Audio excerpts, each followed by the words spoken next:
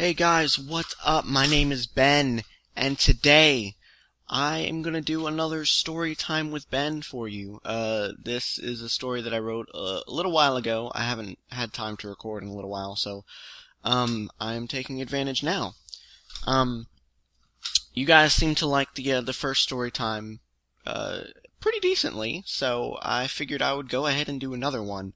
This one I call The Pistol. Lasers fired from all directions. Darren knew he had moments until the mercenary closed on his position. With a final desperate attempt, he threw a gravity grenade and hunkered down. The grenade landed a few feet away from the mercenaries, exploding almost as soon as it hit the sleek metal floor of the space dock. The gravity grenade drew in the matter around it, picking up massive crates and even making gigantic ships sitting nearby slide a few feet. After holding the junk it had managed to pick up in the air for a split second, it released it with a force that shook the space dock and even the surrounding areas. Darren peeked over the crate of food he'd been using as cover to see the damage he had caused. Aside from the few who were unlucky enough to not be paying attention, the mercenaries were unharmed and immediately began firing again. Darren cursed and checked the battery on his gun. 10%, which amounted to about 20 shots. He looked around and spotted the exit, which was located about 20 yards away from him, away from the direction of the mercenaries. He made up his mind and dashed towards the exit, firing at the mercenaries as he went. Most of them ducked for cover, but some stayed in position and managed to fire off a few near misses. Darren flew through the exit and closed the door, smashing the control panel his way through. He threw down his nearly empty gun and picked up an ancient pistol from his belt, made back in the day when guns still used bullets as ammo. His great-great-grandfather used it for sport. It had remained in an antique gun case until Darren's father died, when Darren decided to learn how to use it. He still wasn't the greatest shot in the world, but accuracy wasn't exactly needed when speeding pieces of metal were involved. He bolted down the corridor as fast as he could, knowing that the broken control panel wouldn't hold the mercenaries for long. All he needed to do was get to the roof.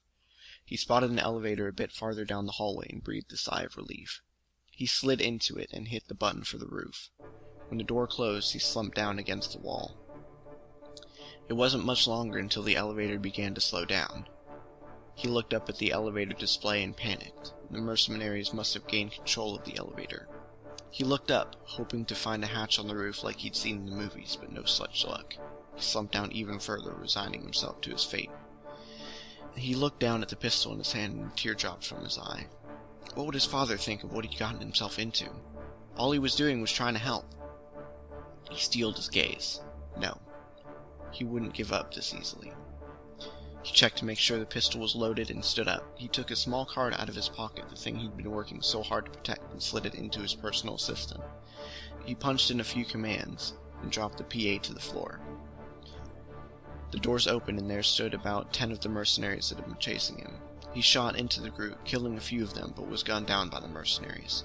One stepped into the elevator and started to search him, but soon spotted the PA in the corner. He picked it up and cursed, throwing it down on the floor. The now flickering display read, "Take from the rich, give to the poor. Robin Hood. Transfer complete. $100 trillion. The mercenary stepped back outside and flicked open his communicator. "Sir, we have a problem. He already transferred the money. The rebellion now has its funds." Well, that's pretty much it. Let me know what you guys think of this one, and I will see you guys next time. Bye-bye. Your secrets, if you really look at yourself, you would be speechless. What happened to being doctors and teachers? What happened to being your brother's keeper? Nowadays kids more worried about